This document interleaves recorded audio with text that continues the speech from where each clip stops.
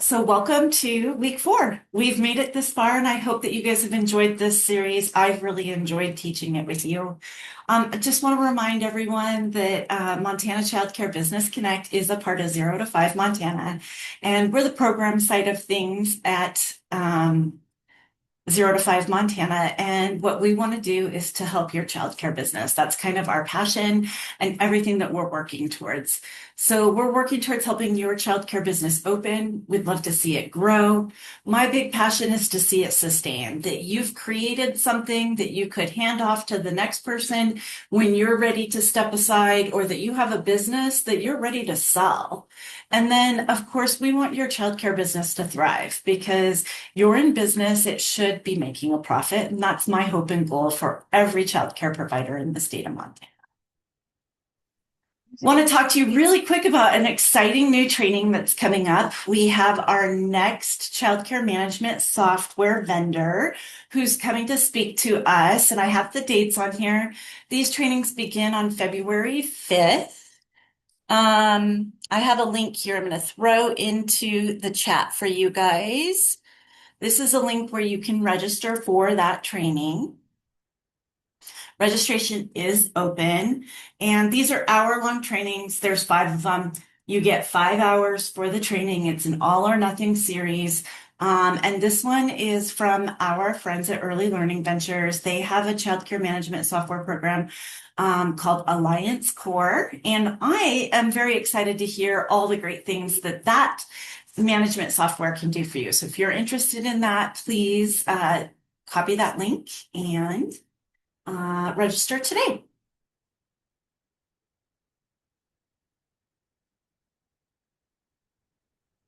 Okay, and then we are on week 4. So here we are. Today we're going to learn about modeling growth. And we're just going to kick this right off. So I just want to say welcome to everyone. I'm really glad that you're here today. Week 4 of this 5-week series on our growth mindset. We have covered some really great stuff. And today we're going to talk about the importance of modeling. So over the past few weeks, we've talked about what a growth mindset is, why it matters, all that good stuff. Today, we are focusing on something that I think is probably one of the most powerful parts of this growth mindset learning, which is modeling. And how do we model a growth mindset to other people and start to create that room and space for learning instead of having shame and fear and those sorts of things? So in this, that means that how we show it it's about how we show it, not just how we talk about it. It's pretty easy to kind of spout off some stuff that we've learned or talked about, but we want to start really showing it in all of our actions and how we do that. Today, we're going to take a look at how growth mindset shows up in our everyday interactions. And we're specifically going to focus on how it shows up in our interactions with children, with families. And one of my biggest passions is how it shows up with coworkers. And so that's going to be a big part of today. A growth mindset isn't something that we turn on for just one group and we turn it off for another. It's the way that we respond to challenges. And it teaches everyone around us what we believe about learning and making mistakes. And like we've talked about in all the other classes, the growth mindset really focuses on learning from mistakes or keeping our brain in that learning mode instead of shutting down. Alrighty. So by the end of this session, we're going to talk about why modeling growth mindset matters and the importance of our brain development and why that's important. We're going to talk about how we use growth mindset language with children. We're going to talk about how we communicate it in a supportive way with families. And then we're also going to talk about how we are going to model that with our teammates for a cohesive, happy, healthy work team. These are practical skills that you can use right away. This isn't extra work. One thing I really care about with tiny trainings is that you leave every training with something you can do immediately. So these are quick little things that I hope you guys feel powerful and accustomed enough that you can just take with you and go learn something and practice it. right then and there the second that training is over. Okay, so first of all, why modeling matters. So, young children learn first by watching and observing. So, their brains are wired to observe adults and then copy what they see. That learning does change over time, but their first way is observing. So, before they fully understand our explanations, they are paying attention to our tone. They're paying attention to our body language and they're paying attention to our reactions. And modeling teaches children what's safe, what's to be expected, and actually what's important. When we model that we are learning from our mistakes rather than feeling bad or guilty or that big shame word from our mistakes, we help a child's brain wire for curiosity and continued growth instead of shutting it down. And if we nurture this as young as possible in children, it's going to be so much easier. Right now, as an adult who was kind of taught mistakes were bad, because no one who taught me knew better, when I first started doing growth mindset, it was a challenge for me. It was a little bit on the hard side for me to stop thinking in a stop mode, but thinking in a learn mode. And so the sooner we can reach out with children, you guys have access to them all day, every day, the easier it is for us to do that continued growth model and to keep our learning centers of our brains open and moving forward.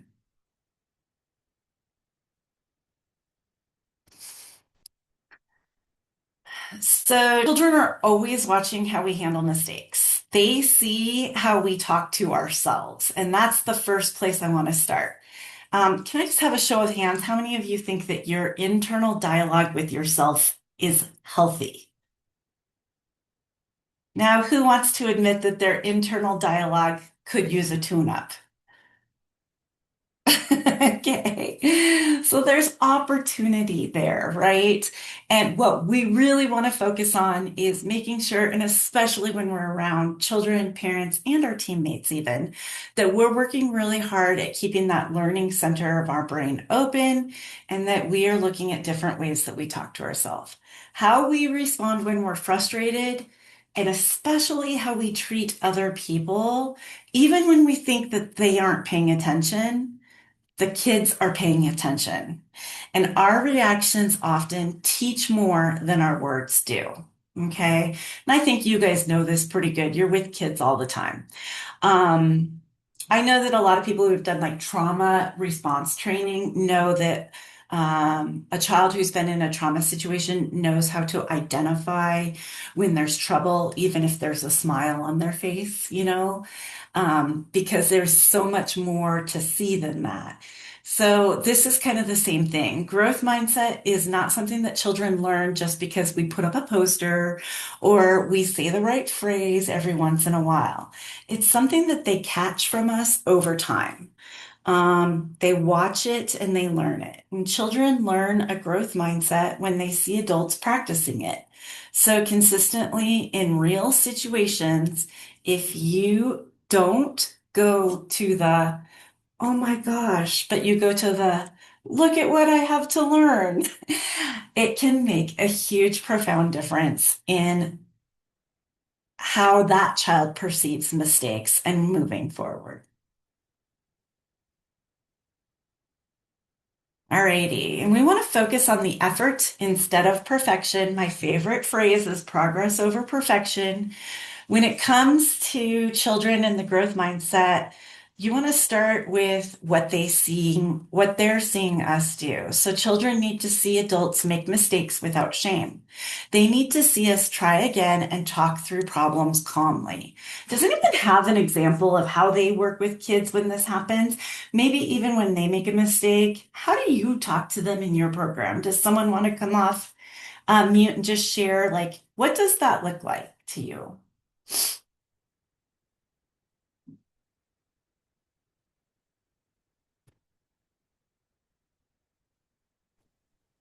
Um, what I like to do a lot is I try to relate to them, because sometimes they get really upset at something that might seems small, like to an adult, but to the kid, it's like their whole life. Like if they get, this math problem wrong, and they'll just get really upset and kind of talk down, like, I'll never get it. I hate math, this and this. I'll tell them, I'll say, when I was little, I had a hard time with math too, but I really had to stick with it. And then it started to click. And I tell them, just try to encourage them. Because I think a lot of kids have this assumption that grown-ups just they know everything, they've always known everything, and they don't realize like we were kids too. So when you can tell them That's like, great. hey, like I went Yeah. through the same thing, I know how frustrating it is, but all right, let's try Mhm. to tackle this together. Yeah. I love how you also pointed out you're validating their feelings, that I can see that you're upset or I understand. And I know you guys all know that side of childcare. I'm not telling you something that you don't know. What I really want you to know, though, is that what it's doing inside their brain when you're doing that. You're leaving a connection in a space for their brain to work through problems faster, quicker. And if we can teach them to not shut down, but to keep moving forward, amazing progress can happen in that. And I guess that's kind of the hope that I really hope all of our little babies, like in 10 years, they don't shut down. They just know, oh, I got to keep working through that. Um, when I was little, my mom used to say whoopsies. And and I don't even say that anymore, Now I say like, "Oh wow, what happened there?" Let them have a chance to explain it and those sorts of things through. It's a really challenging way of thinking when we aren't naturally doing it. So it's something for us to really focus on. And what I'd like for you to think about when you're working with the kids is exactly like what Ariel said is, we're focusing on their effort. It's okay that the problem wasn't right. You worked really hard on that math problem. You really gave that an effort. Those are the things that are going to keep them moving forward instead of shutting down. When we do this, we show children that mistakes are a part of learning and not something to be afraid of. And that's really important. Uh-oh, hold on just a second. Okay. Then those little ears are hearing us. They are mocking and seeing everything we do. And so effort and exhaustion and so it's really important for us that when we're looking at this side of it, that we realize that a growth mindset languages focuses on the effort of learning and trying again, but not about being right. And it's not about being perfect.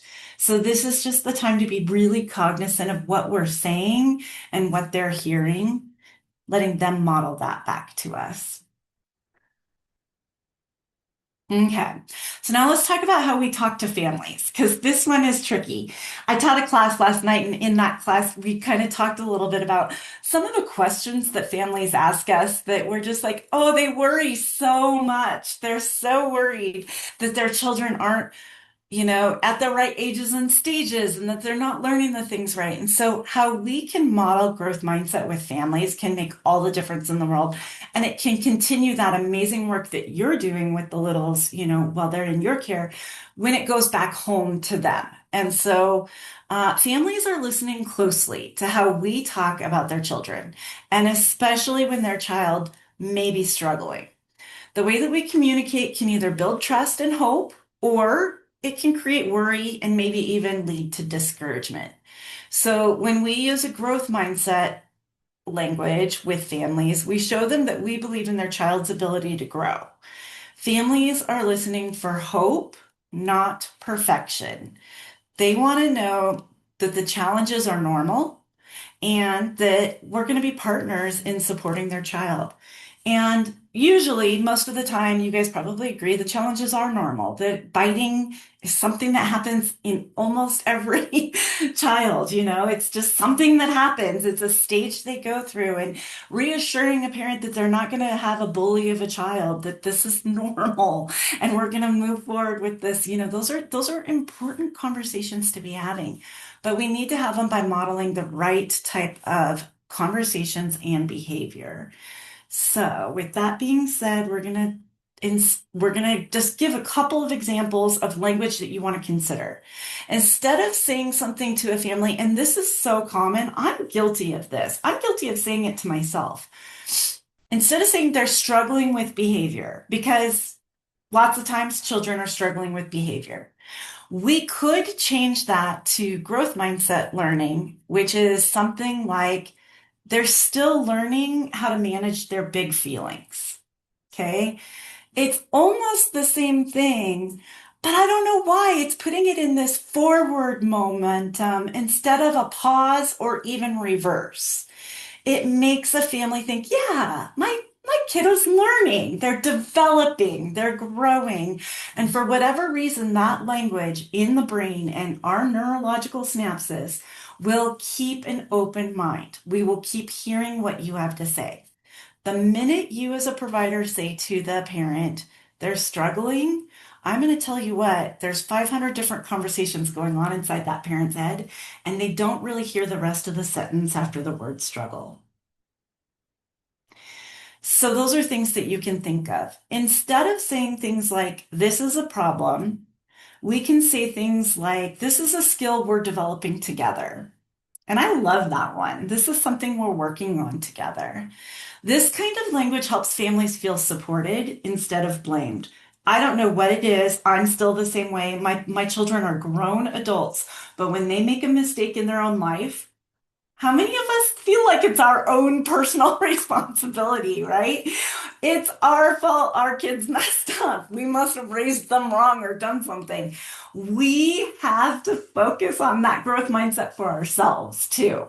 But this happens with parents, and the more we can model growth mindset behavior and talk, the easier it is for them to get out of that blame mode as well.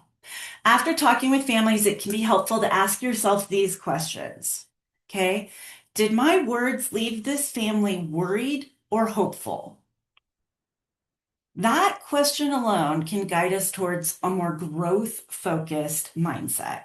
And it's extremely helpful when we're communicating with families. Any questions? Okay, let me keep going here. I And have then I want one. you to know. Sorry. Oh, yeah, go ahead, Could Tracy. Did you you have a question? repeat? Could you repeat the quote you said with this is the what that we're struggling with, the skill? Mhm. Yeah, so let me go back to that one. When we use,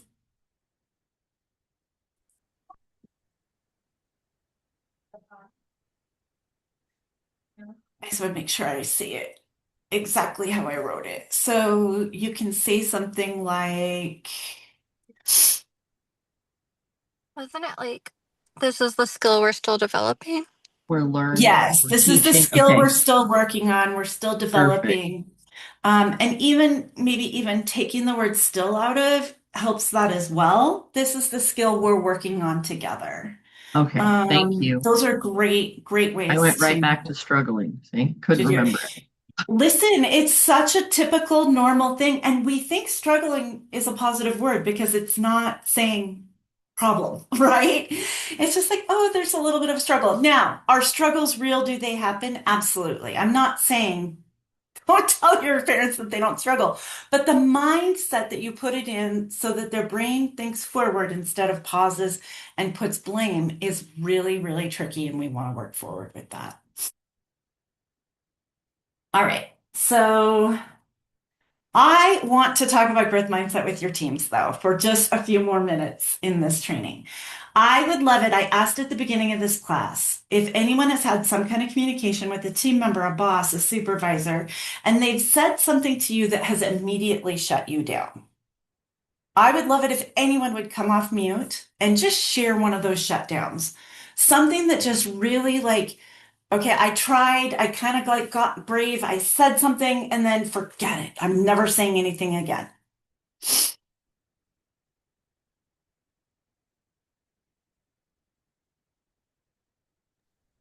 I have one. Okay. While Oh, Ariel's telling us hers, I want you all to be typing yours into the chat. Now is the time to type it. I got extremely offended when so I was in a car accident back in December, and I ended up staying in the hospital for like 4 days, and then I got out.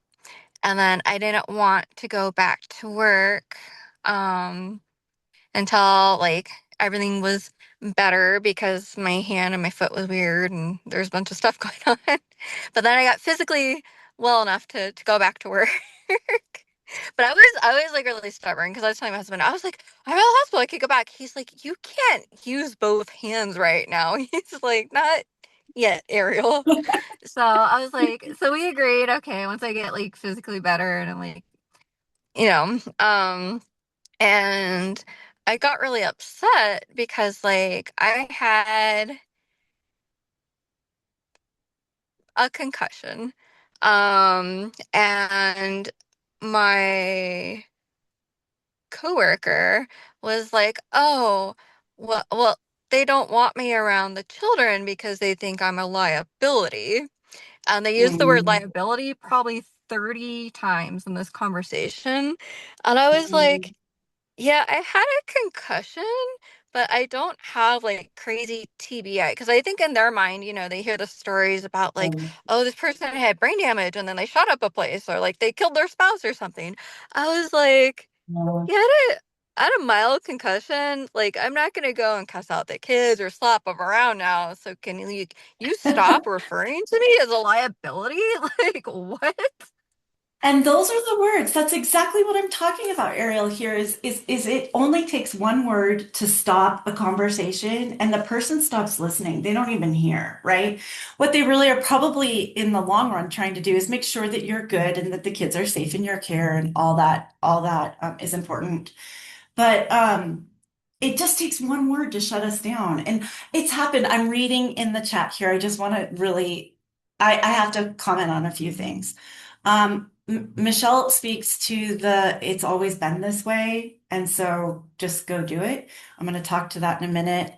I really want you guys to understand that it doesn't always have to be the way that it's been. I also want to point out that Kyle put that his boss is in the chat. So his boss is perfect. That that is really good. I also want to take a minute for you guys who are the administrators and the leaders and things like that.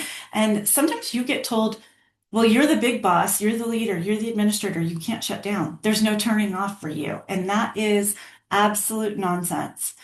Taking care of yourself is the only way to take care of the rest of your team. Absolutely the only way. And I want you to know how much I really feel that comment for you, but want you to just feel supported and know that you have to take care of yourself.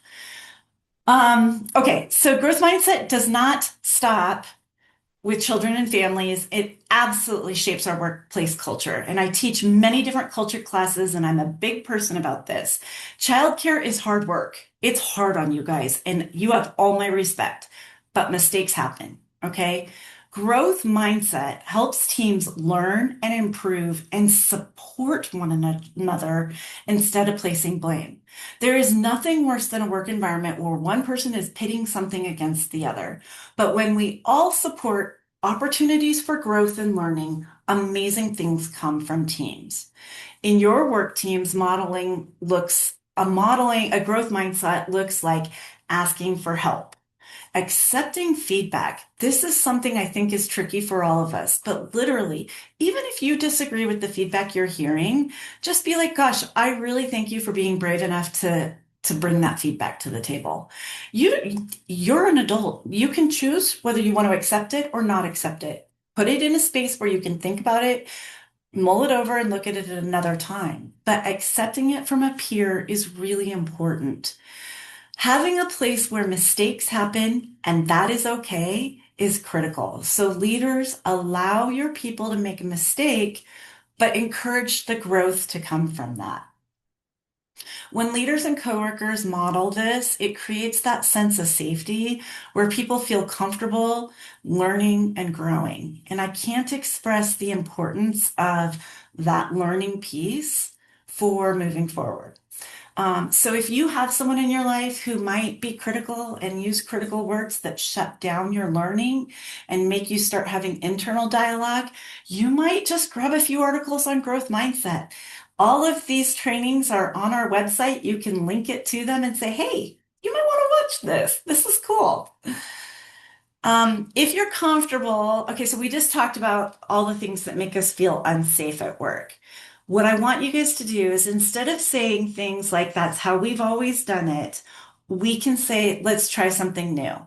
Instead of saying, this didn't work, we can say, what can we learn from this? What should we consider for the next time we do this? These phrases shift the focus from blame to learning. And especially if it's a team project, like you guys have something where you've been the one in charge of it and then it just flopped, sometimes that happens. If everyone else jumps on the bandwagon and starts saying, well, we shouldn't have done this and we shouldn't have done this and we shouldn't have done this, I guess that's one way you could say it, right? But what if those teammates came in and said, what if next time we thought about doing it like this? What if next time we did this? All of a sudden, you don't feel like the loser that really screwed it up, but you feel like the winner that's going to make it better next time. And you're going to learn from those progresses. If this is the first time you're working on a growth mindset, it's going to be awkward. And I get it. And the talk is going to be awkward. Your staff's going to look at you like, what are you saying? I remember the first time I said something about an opportunity for growth instead of an error. And I mean, my kids made fun of it for like weeks. I get it and I understand it. But I'm telling you, it does do the brain wiring the right way. Okay? Give your words intention. Pause. Leave space for growth and learning.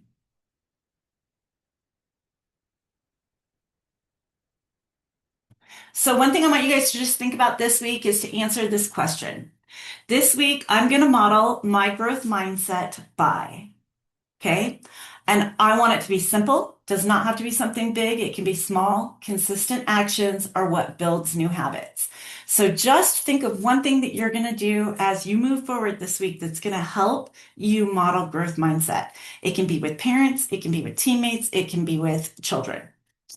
And then next week, we're going to talk about how we reset ourselves for a professional new year. We are talking about a whole professional reset. It is the end of January, and we are just moving forward with this. And how do we move forward with all the things that we've just learned? I am going to stick into the chat the link for today's survey. It's very important for our organization that everyone, as much as possible, answer these survey questions. It's how we get things better as we move forward. And so I want to leave space for that survey. And with that, I'm going to leave 1 minute for, I'm going to read a couple of these. And if there's questions, someone can come off mute and ask a question. But I love some of these responses. Responding with positive, encouraging words to others that aren't negative. It's a really good one. I love that. Keep putting your ideas in there. A curious mind is so important. I love that, Ariel. Michelle, I think that a very large amount of people in our age groups and older have this default mindset. I just think it's common. So that's okay. And it's normal. We're going to reset our brains and start the rewiring process for them. And I love that aspect of it. So take your week, think about how you're going to reset one thing for moving forward. And then next week, we are just covering a professional reset all the way through. And I think you guys are going to love it. So awesome. And with that, I'll give you your day back. And if you have questions, I'll stay on. Have a great one, you guys.